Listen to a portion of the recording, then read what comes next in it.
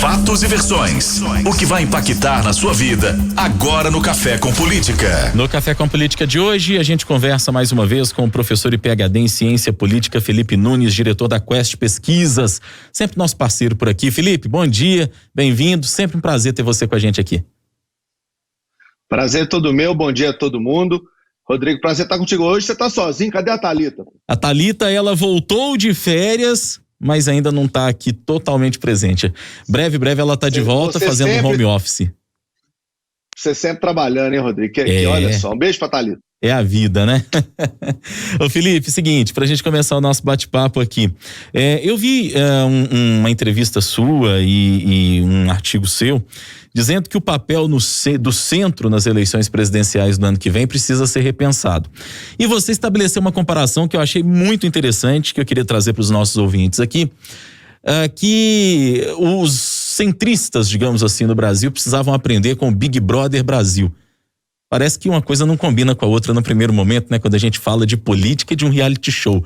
Explica pra gente o que os centristas que pretendem ser uma opção aos dois polos, ao presidente Bolsonaro e ao ex-presidente Lula, precisam aprender. Então, Rodrigo, eu tenho discutido isso já faz um tempo.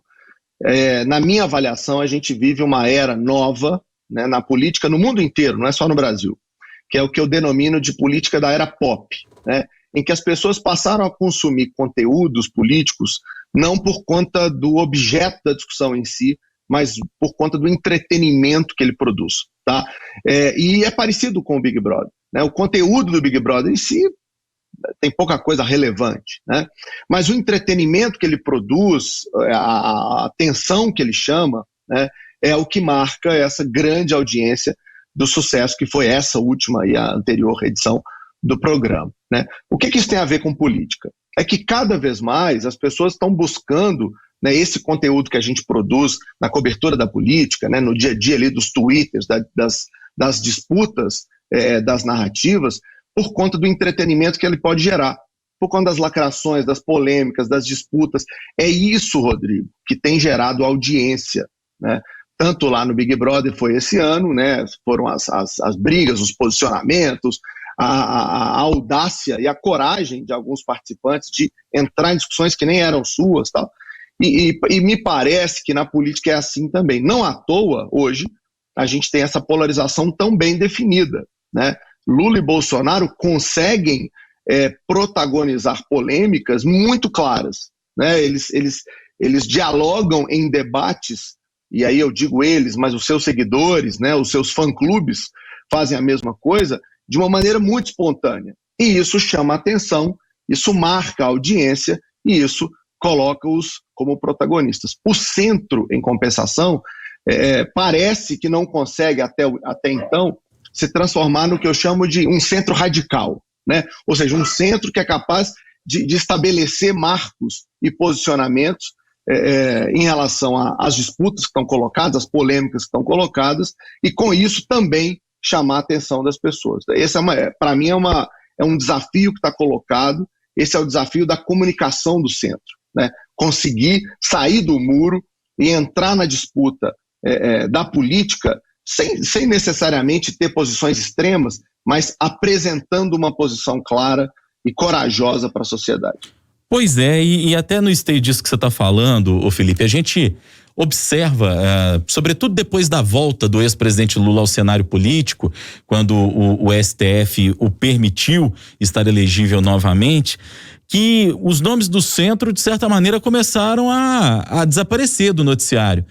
O ex-ministro Ciro Gomes, que vinha tendo muito espaço, que vinha sempre se posicionando muito, acabou sumindo um pouco. O governador de São Paulo, João Dória, que tentou protagonizar a vacinação no Brasil e de fato conseguiu, justiça seja feita. Foi outro também que acabou meio que sendo engolido nesse processo.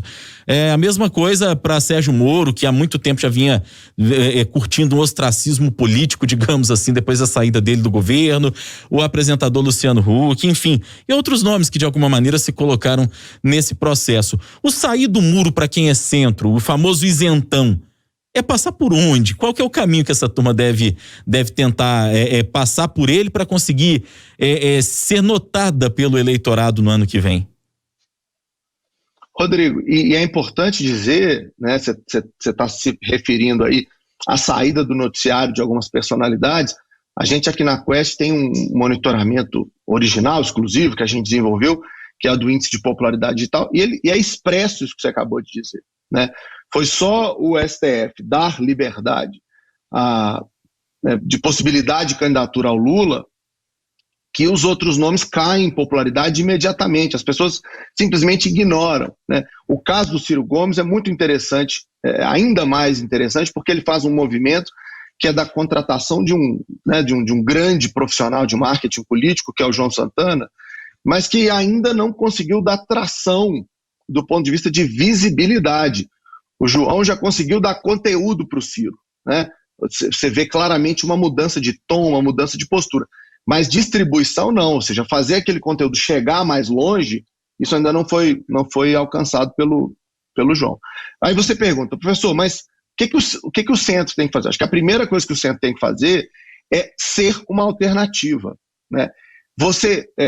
O que me parece que todos esses candidatos que você falou tentam, de alguma maneira, construir é essa postura do nem, né? Você que não quer nem o Bolsonaro, nem o Lula, eu estou aqui. Isso não é alternativa, isso é não alternativa, né? E isso é muito pouco para ganhar visibilidade. Ser alternativa é deixar muito claro com posicionamentos sobre os temas mais polêmicos, né? Por que você, num determinado tema, é contrário àquilo que defende o atual presidente Bolsonaro, ou por que você é favorável a algo que é diferente do que fazia o ex-presidente Lula, né? Essa postura clara, ela tem que estar explicitada, Rodrigo, nas entrevistas aqui na Rádio Super, nas oportunidades de falar na TV, no Twitter, no Instagram, ou seja, existem diversos canais, né, disponíveis hoje para os políticos, e esses políticos de centro, né, precisam assumir o que de fato pensam sobre aqueles temas que interessam as pessoas. Se colocar como nem é muito pouco para conseguir chamar a atenção, né? A gente está discutindo nesse momento a Copa América. Muito se fala sobre isso, né?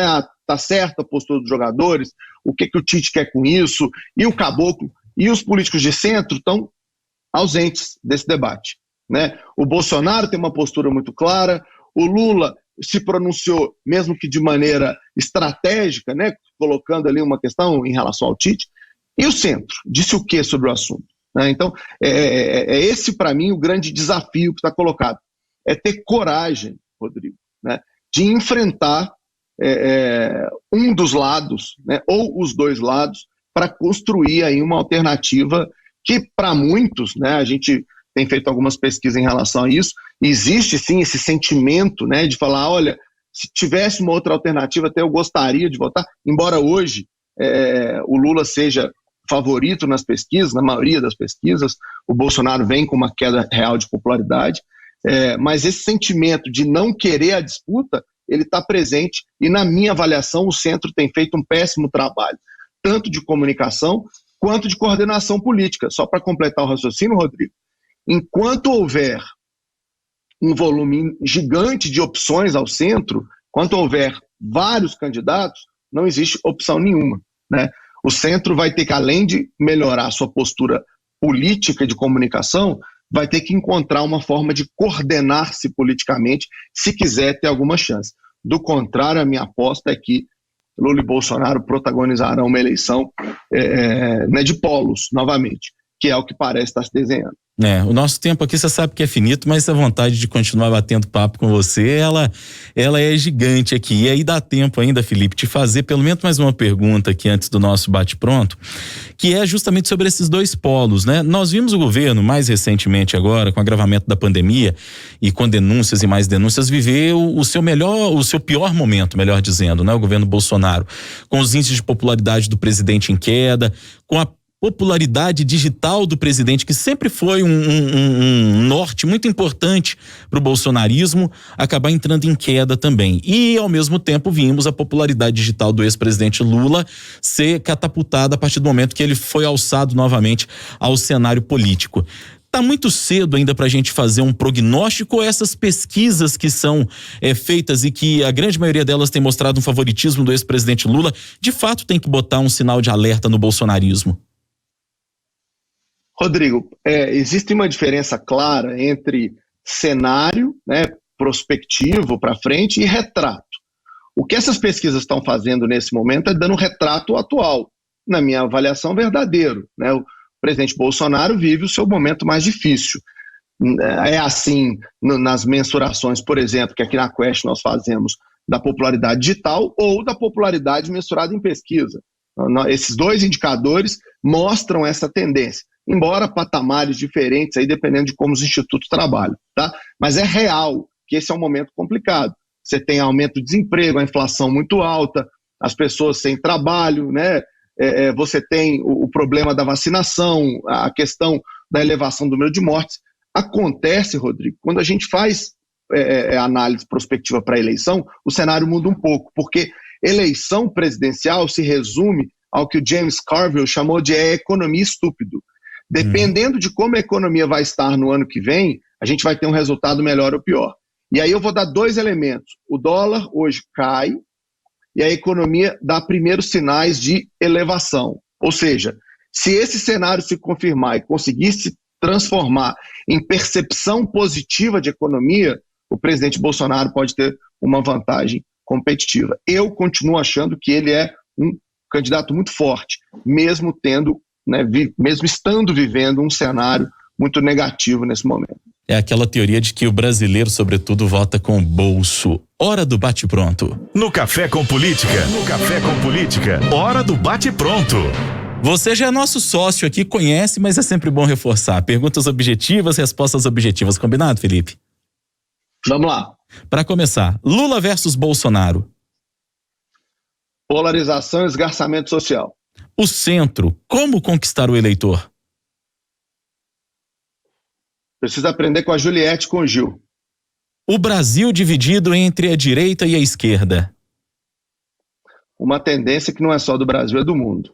Popularidade digital, decisiva novamente em 2022? Vai explicar, na minha avaliação, quem vai ter melhor ou pior resultado. Que as pessoas se informam cada vez mais por conta desses mecanismos. Os efeitos da pandemia na política. O tempo da vacinação é que vai dizer isso. Nesse momento, efeito negativo. Daqui a 6, 7 meses, eu acredito que o efeito terá passado. Radicalismo versus equilíbrio.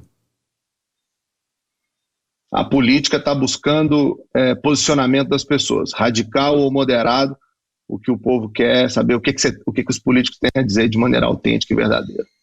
Bom, antes de encerrar a entrevista aqui, devo dizer que a Thalita me mandou uma mensagem falando aqui que estava ouvindo tudo e doida para fazer pergunta. Então aí, quando a Thalita estiver plenamente de volta ao comando aqui do Super N, nós vamos marcar um novo bate-papo com você para ela perguntar à vontade. Eu juro, prometo que vou ficar caladinho aqui. Combinado, Felipe? Pronto, vai ser um prazer. Um abraço grande para ela, que ela possa ter aí boas férias. Ela merece também. Abraço a você, Rodrigo, a todos os nossos ouvintes. Prazer estar aqui de novo, estou sempre à disposição. Muito obrigado, Felipe. Mais uma vez, Felipe Nunes, ele que é professor e PhD em Ciência Política, diretor da Quest Pesquisas.